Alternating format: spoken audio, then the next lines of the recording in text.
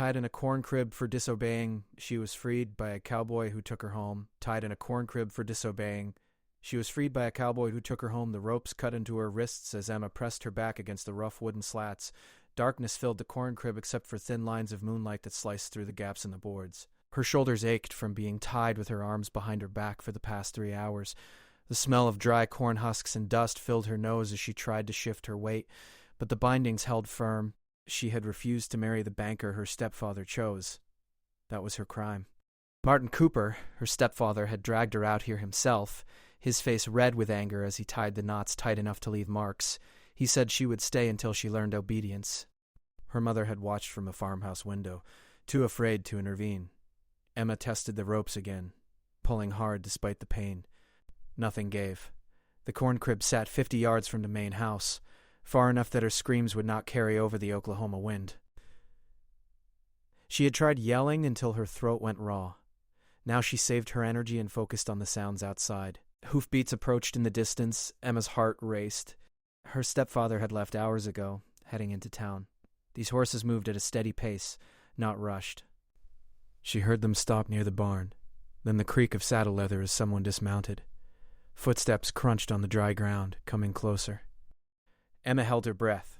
A shadow passed by one of the gaps in the boards, then silence. The wooden door rattled. Someone was testing the lock from outside. Emma's pulse hammered in her ears.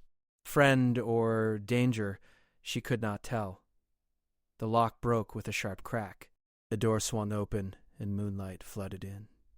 A tall figure stood in the doorway, backlit so she could not see his face. He wore a wide-brimmed hat and had a rifle slung across his back. The man stepped inside and pulled a match from his pocket. The flame burst to life, casting orange light across his weathered face. He looked to be in his early 30s, with several days of stubble on his jaw and eyes that showed no surprise at finding her tied up. "You hurt?" His voice came out low and steady. "Just tied," Emma said, her voice hoarse. "Please help me." He moved behind her without another word. She felt his hands on the ropes, working at the knots. His fingers moved with practiced skill. Within moments, the pressure on her wrists released. Emma brought her arms forward, wincing as blood rushed back into her hands. The cowboy struck another match and examined her wrists in the light. Deep red marks circled both of them. He frowned but said nothing. He pulled a canteen from his belt and handed it to her. Emma drank deeply, the water soothing her raw throat. When she finished, she looked at him properly. He had kind eyes despite the hard lines around them. "Who tied you here?" he asked. "My stepfather, Martin Cooper. He wants me to marry a man I don't love." The cowboy's jaw tightened. "Where is he now?" "Town. He won't be back until morning." He nodded slowly, thinking. "You got anywhere safe to go?" Emma shook her head. "My mother won't stand against him. I have no other family in Oklahoma. Can you ride?" "Yes." The cowboy walked to the door and looked out across the dark prairie. He stood there for a long moment, weighing something in his mind. Then he turned back to her. "My name is Cole Bennett. I have a ranch 2 days north of here in Kansas. My sister lives there with me. You can stay until you figure out your next move, but we need to leave now, before your stepfather returns." Emma stood on shaky legs. Every muscle protested from hours of being bound. She steadied herself against the wall. "Why would you help me?" she asked. Cole's expression darkened. "I had a sister once who needed help and nobody came. I won't make that mistake twice." He offered his arm and Emma took it. Together they walked out into the night air. 2 horses waited by the barn. One a tall buckskin and the other a smaller paint mare. "That one's for you," Cole said, nodding to the mare. "We ride hard and we don't stop until sunrise. You understand?" Emma nodded. Fear and hope mixed in her chest as she put her foot in the stirrup. Whatever came next, it had to be better than that corn crib. Cole swung up onto his buckskin with easy grace. He looked at her one more time, making sure she was ready. Emma gathered the reins and nodded. They rode north into the darkness, leaving the Cooper farm behind. The wind carried away the sound of their hoofbeats as the miles stretched between Emma and her old life. She did not look back. The moon hung low on the horizon when Cole finally slowed his horse to a walk. They had been riding for 4 hours straight, pushing the animals hard across open country. Emma's legs burned from gripping the saddle, but she had not complained once. Cole respected that. Too many people from the towns could not handle real work. He guided them toward a line of cottonwood trees that marked a creek bed. The horses needed water and rest. So did Emma. though she tried to hide her exhaustion. They dismounted in a small clearing near the creek. The water ran shallow but clear over smooth stones. Cole let the horses drink while Emma knelt by the bank and splashed cold water on her face. The rope marks on her wrists looked worse in the pre-dawn light, purple and swollen. "Let me see those," Cole said. He pulled a small tin from his saddlebag and knelt beside her. Inside was a salve his sister made from herbs and beeswax. He applied it gently to Emma's wrists, his rough hand surprisingly careful. "Thank you," Emma said quietly. "For everything." Cole did not respond right away. He finished wrapping her wrists with clean cloth from his pack, then stood and checked the horizon. No dust clouds, no riders. They had not been followed yet, but morning would bring discovery. "Martin Cooper will come looking," Cole said. "Men like him don't let go of what they think they own." "I know," Emma's voice carried steel beneath the weariness, "but I would rather die free than live as his property." Cole studied her face. She meant it. He had seen that same determination in his own sister's eyes years ago, right before she ran away from their father's ranch. She had not survived the winter. "You won't die," Cole said firmly. "Not on my watch." He pulled dried beef and hardtack from his saddlebag and handed half to Emma. They ate in silence as the sky began to lighten in the east. Birds started their morning songs in the cottonwoods. "Tell me about your ranch," Emma said between bites. Cole leaned back against a tree trunk. "Small operation. I run about 200 head of cattle, got 40 acres of good grassland and a house my grandfather built. My sister Katie manages the household and keeps the books. She's younger than you, maybe 19. Does she know you go around rescuing people?" A ghost of a smile crossed Cole's face. "I don't make a habit of it. I was tracking a horse thief when I saw your stepfather drag you to that corn crib. I watched from the ridge to make sure you were alone before I came down." Emma's eyes widened. "You saw him tie me up and you waited?" "I needed to know the situation. If I had rushed in and your stepfather was still there, somebody would have gotten shot. Patience keeps people alive." Emma absorbed this. Cole was right, even if it felt cruel. "What happened to the horse thief?" "Found him dead 2 miles from your farm. Looks like he got thrown and broke his neck." His horse wandered off. They finished eating, and Cole stood, offering his hand to pull Emma up. She took it, noticing the calluses that came from years of hard work. This was a man who knew the land and knew survival. "We should keep moving," Cole said. "I want to put another 20 miles behind us before we rest properly." They mounted up again. The sun broke over the horizon, painting the prairie in shades of gold and amber. Emma rode beside Cole now instead of behind him. He set a steady pace that the horses could maintain for hours. As they crossed a wide stretch of open ground, Emma spoke up. "What will your sister think when you bring home a stranger?" "Katie will understand. She knows what it's like to run from something." "Did she run from your father?" Cole's jaw clenched. "Our father was a hard man, who believed his word was law. Katie tried to run when she was 16. She made it 3 days before the cold got her. I found her body in a ravine." Emma's heart sank. "I'm sorry. That's why I stopped you from thanking me earlier. I'm not doing this for gratitude. I'm doing it because I failed once and I won't fail again." They rode in silence for another hour. The landscape changed gradually, rolling hills replacing the flat prairie.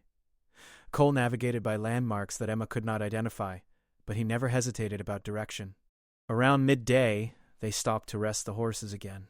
Cole found a depression in the land that hid them from view. He posted himself on a small rise while Emma stretched her sore muscles. "Riders," Cole said suddenly. His voice stayed calm, but his hand moved to his rifle. Emma scrambled up the rise beside him. In the distance, perhaps 2 miles back, 3 horsemen moved across the prairie. Even from this distance, Emma recognized her stepfather's gray gelding. "It's him," she whispered. "Martin brought help." Cole watched the riders carefully. They were following the trail, but slowly, studying the ground. "They are good trackers. We need to lose them." He slid back down the rise and moved quickly to the horses. Emma followed, her heart racing. Cole pulled the paint mare close and checked her hooves, then did the same with his buckskin. "There's a river about 5 miles north. We ride through it for a ways, break our trail. Can you handle a hard run?" Emma nodded, though fear showed in her eyes. "Stay close to me. If shooting starts, you keep riding no matter what. Understand? I won't leave you." Cole grabbed her shoulders, his grip firm but not rough. "Yes, you will. Katie's ranch is due north. You follow the North Star if you ride at night. You tell her Cole sent you, and she will take you in. Promise me. Emma wanted to argue, but the intensity in his eyes stopped her. I promise. Good. Now mount up. They swung into their saddles, and Cole kicked his buckskin into a gallop. Emma followed, leaning low over the mare's neck as they flew across the prairie. The wind whipped her hair back, and her eyes watered from the speed, but she kept pace with Cole. The horse's hooves thundered against the ground, eating up the distance. Emma glanced back once and saw the 3 riders in the distance, now moving faster. They had spotted their quarry. Cole led them over a ridge and down into a shallow valley. The river appeared ahead, wider than Emma expected, flowing fast with spring runoff. Cole did not slow down. He drove his buckskin straight into the water with Emma right behind him. The current grabbed at the horses immediately. The mare stumbled but found her footing. Cole guided them upstream, the water reaching the horses' bellies. They fought against the flow for half a mile before Cole angled toward the far bank. They emerged dripping, and the horses were blowing hard. Cole did not give them time to rest. He pushed forward into a rocky area where their hoofprints would not show clearly. That brought us time, Cole said. But not much. Cooper will figure it out. They rode hard for another 2 hours, putting distance and difficult terrain between themselves and their pursuers. Finally, as the sun began its descent toward the western horizon, Cole found what he was looking for. A narrow canyon cut into a hillside, invisible until you were almost on top of it. Cole led them inside. The walls rose 30 feet on either side, creating deep shadows. 50 yards in, the canyon opened into a hidden hollow with grass and a small spring. We camp here tonight, Cole said. No fire. We leave before dawn. Emma slid from the saddle, her legs barely holding her weight. Every muscle screamed. Cole caught her elbow as she stumbled. You did good today, he said. Most people would have given up miles back. Emma managed a tired smile. I'm not most people. Cole unsaddled the horses and rubbed them down with handfuls of dry grass.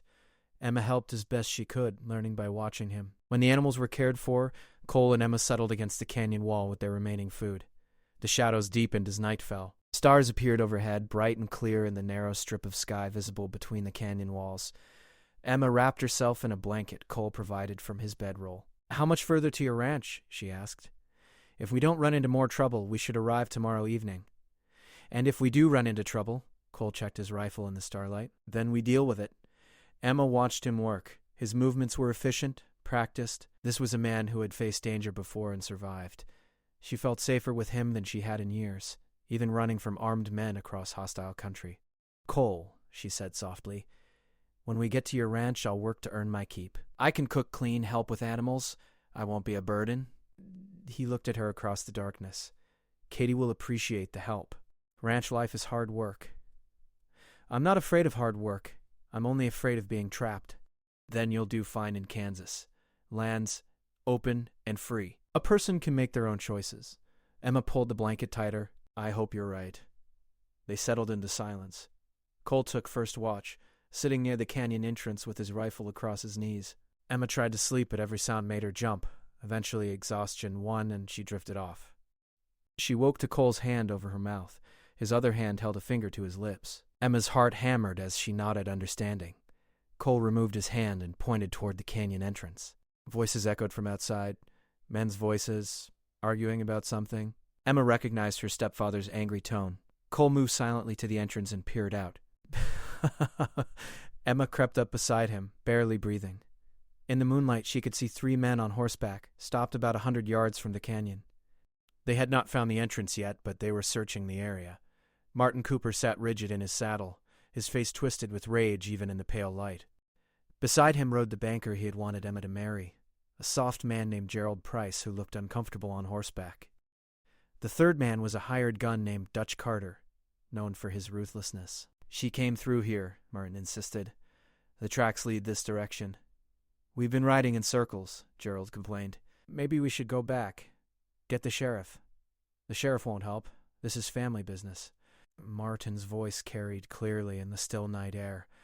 That cowboy stole my daughter, and I mean to get her back. Dutch Carter spoke for the first time, his voice low and dangerous. If we find them, what do you want done with the man? Martin did not hesitate. Kill him. Make it look like he fell from his horse. Emma's blood went cold. Cole's expression did not change, but his grip tightened on his rifle. They watched as the three men argued for another few minutes before finally riding on, moving away from the canyon. Cole waited a full hour after the voices faded before he relaxed. He looked at Emma in the darkness. "You heard that? They mean to kill me and drag you back." Emma nodded, unable to speak past the fear in her throat. "We leave now," Cole said. "We ride through the night and we don't stop. By morning we'll be in Kansas and Cooper will be out of his jurisdiction." They saddled the horses quickly in the dark. Cole led them out of the canyon, moving slowly to avoid noise. The moon provided enough light to see by as they picked their way across the rough ground. Once they reached open prairie again, Cole set a fast pace. The horses were rested and eager to run. Miles disappeared beneath their hooves as the night wore on. Emma focused on staying in the saddle, trusting Cole to navigate. Dawn broke as they crested a long ridge. Below them, the land changed character. Greener, with more trees, and in the distance, Emma could see the outline of buildings. "Kansas," Cole said. "We're across the border now." Emma felt tears of relief sting her eyes, but she blinked them back. They were not safe yet. They descended the ridge and followed a well-worn road toward the buildings. As they got closer, Emma saw it was a small town, maybe 20 buildings total. A sign declared it to be Harper's Creek, population 312. Cole led them straight through the main street. A few early risers watched them pass, but nobody interfered. Cole tipped his hat to an old man sweeping the boardwalk. On the far side of town, they took a path that led northeast. The sun climbed higher, and Emma felt the weariness of 2 days without real sleep pulling at her. But she stayed alert, watching for any sign of pursuit. Around noon, they topped a final rise, and Emma saw the Bennett Ranch spread out below. A sturdy house built of logs and stones sat in a clearing. A barn, corrals, and several outbuildings completed the homestead. Cattle grazed in the distance, fat and healthy-looking. A young woman emerged from the house as they approached. She had the same dark hair as Cole and similar features, but softer. Carried a shotgun with familiar ease. "Cole?" she called out. "What in the world?" Cole dismounted and Emma followed suit. Her legs barely held her as her feet hit the ground. Cole caught her again, steadying her. "Katie, this is Emma. She needs a place to stay for a while. It's a long story." Katie lowered the shotgun and moved closer, her eyes taking in Emma's exhausted state and bandaged wrists. Understanding crossed her face. "Another one running from something," Katie said, but her voice held no judgment. "You look about ready to collapse. Come on, let's get you inside." She took Emma's arm and guided her toward the house. Cole followed with their saddlebags. Inside, the house was clean and comfortable. Simple furniture, but well made. Katie led Emma to a bedroom and helped her sit on the bed. "There's water in that pitcher. I'll bring you something to eat. Then you should sleep." Emma grabbed Katie's hand. "Thank you. Your brother saved my life." Katie glanced at Cole standing in the doorway. "He has a habit of that. Rest now. We'll talk later." Katie left and Cole lingered for a moment. "You're safe here. Katie won't let anyone take you. I'll make sure your stepfather understands that if he comes looking." Emma believed him. She lay back on the bed, too tired to even remove her boots. The last thing she heard was Cole's footsteps retreating down the hall. She slept for 16 hours straight. When she finally woke, the sun was rising again. Emma sat up slowly, her body still aching, but the worst of the exhaustion gone. She found fresh clothes laid out on a chair and a basin of water for washing. After cleaning up and changing, Emma made her way to the kitchen. Katie was there, making breakfast. She smiled when Emma appeared. "Good morning. How do you feel?" "Alive," Emma said. "Better than I have in months." Katie poured her coffee. "Cole told me what happened, about your stepfather in the corn crib. That took courage to run. Cole did all the hard work. I just held on. Don't sell yourself short. Plenty of people would have given up." Katie set a plate of eggs and bacon in front of Emma. "Eat. Then we need to talk about what comes next." Emma ate while Katie worked on her own breakfast. Through the window, Emma could see Cole working with a horse in the corral. He moved with the same quiet confidence she had seen on the trail. When they finished eating, Katie led Emma to the front porch. They sat in rocking chairs looking out over the ranch. The morning air was cool and fresh. "You can stay as long as you need," Katie said, "but you should know that life here is not easy. We work from dawn to dusk. Everyone pulls their weight. I want to work. I want to earn my place." Katie nodded approvingly. "Good. I can use help with the chickens, the garden, the cooking. Cole handles the cattle and the heavy work. Between the three of us, we make it work. What about your parents? Katie's expression hardened. Our mother died when I was young. Our father was a cruel man who thought he owned us body and soul. He died 5 years ago and left the ranch to Cole. We've been on our own since. Emma understood. They were both survivors, shaped by hard experiences. I'll do whatever you need. Over the next few weeks, Emma settled into ranch life. She rose before dawn to help Katie with breakfast. They fed the chickens together, collected eggs, and tended the large garden behind the house. Emma learned to churn butter, bake bread, and preserve vegetables. Her hands, soft from town life, developed calluses. Her back grew stronger. Cole kept his distance at first, focusing on the cattle and the endless work of maintaining the ranch. But Emma noticed him watching sometimes, making sure she was adjusting. Once, when she struggled to carry water from the well, he appeared silently and helped without being asked. In the evenings, the three of them ate dinner together. Conversations were simple, focused on work and plans for the next day. But gradually, they began to share more. Cole told stories about the wild horses he had seen. Katie talked about the books she read by lamplight. Emma described her mother, who she missed despite everything. A month passed with no sign of Martin Cooper. Emma began to hope he had given up. She was cleaning the chicken coop one afternoon when Cole appeared in the doorway. "Ryder's coming," he said. His voice was calm, but Emma heard the warning in it. She dropped the rake and followed him to the house. Katie already had the shotgun out. Through the window, Emma saw 3 men approaching on horseback. Her stomach dropped. Martin Cooper, Gerald Price, and Dutch Carter. "How did they find me?" Emma whispered. "Doesn't matter," Cole said. He picked up his rifle and checked the ammunition. "Katie, take Emma to the cellar. Stay there until I call for you." "No," Katie said firmly. "This is our ranch. We stand together." Cole looked like he wanted to argue, but knew better. He nodded once. "Emma, stay behind us. Let me do the talking." They walked out onto the porch as the 3 men reined up in front of the house. Martin's face was red with anger and exhaustion. Gerald looked nervous. Dutch Carter's hand rested casually on his pistol.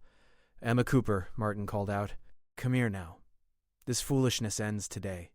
Emma stepped forward, but Cole's arm blocked her. "She's not going anywhere." Martin's eyes narrowed at Cole. "You're the one who stole my daughter. I should have you arrested. She's not your daughter, and she's not your property. She's a grown woman who made her own choice. The law says different. As her legal guardian, I have rights." Cole smiled without humor. "We're in Kansas now, Mr. Cooper. Your Oklahoma guardianship doesn't mean much here, and even if it did, I talked to the sheriff in Harper's Creek. He knows the situation. You try to take her by force, you'll answer to him." Martin's face went even redder. "I'll sue you for everything you have." "Go ahead. You'll spend a fortune on lawyers and lose anyway." Dutch Carter leaned forward in his saddle. "Maybe we don't need lawyers to settle this." Katie raised her shotgun, pointing it directly at Dutch. "Maybe you should think real careful before you make threats on our land." The tension crackled in the air. Emma's heart pounded so hard she thought everyone could hear it. Cole's hand stayed steady on his rifle. Finally, Gerald Price spoke up. "Martin, maybe we should go. This isn't worth dying over."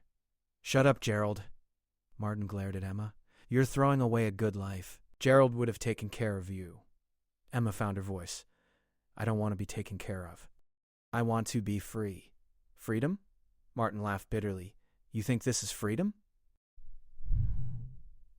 Working yourself to death on a dirt farm in the middle of nowhere?" "Yes," Emma said simply, "because it's my choice." Martin stared at her for a long moment. Something in her eyes must have convinced him she meant it. His shoulders slumped slightly.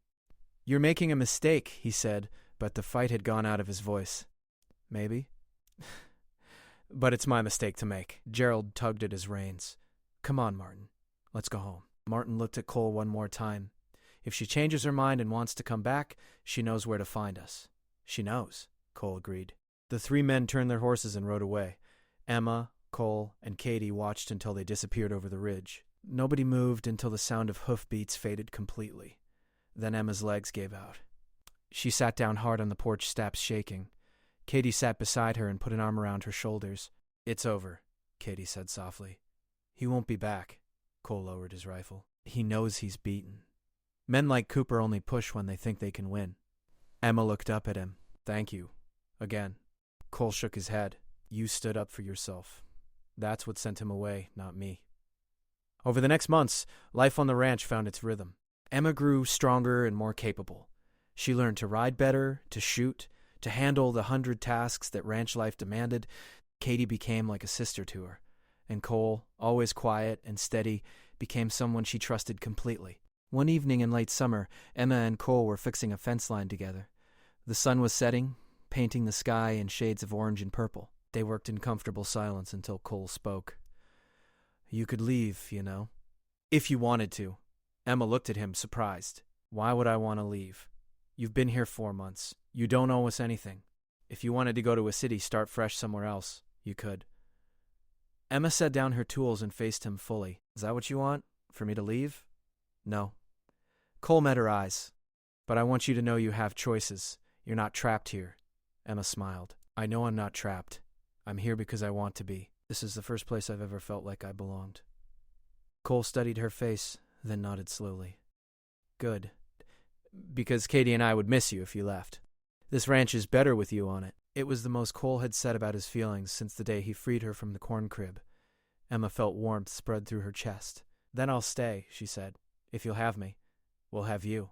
They finished the fence as the stars came out. Walking back to the house together, Emma realized she had found something she had never expected. Not just freedom from her stepfather, but freedom to build the life she wanted. With people who respected her choices and valued her work. The corn crib where she had been tied seemed like a lifetime ago. That frightened girl was gone. In her place was someone stronger, someone who knew her own worth. And it had all started with a cowboy who refused to walk away from someone in need. Inside the house, Katie had dinner waiting. The three of them sat around the table, planning the next day's work and sharing small stories from their day. This was Emma's family now, not bound by blood or obligation, but by choice and mutual respect. As she lay in bed that night, Emma thought about the strange path her life had taken. From that dark corn crib to this safe room. From helplessness to strength. From being someone's property to being her own person. She had learned that freedom was not just about escaping. It was about finding people who believed you deserved to choose your own path. It was about work that meant something. It was about belonging somewhere, not because you had to, but because you wanted to. And she had learned that sometimes the best things in life come from the worst moments. If her stepfather had not tied her in that corn crib, she never would have met Cole. She never would have found this ranch and this life. Emma closed her eyes and smiled in the darkness. Tomorrow she would wake before dawn and start another day of hard work, and she could not wait.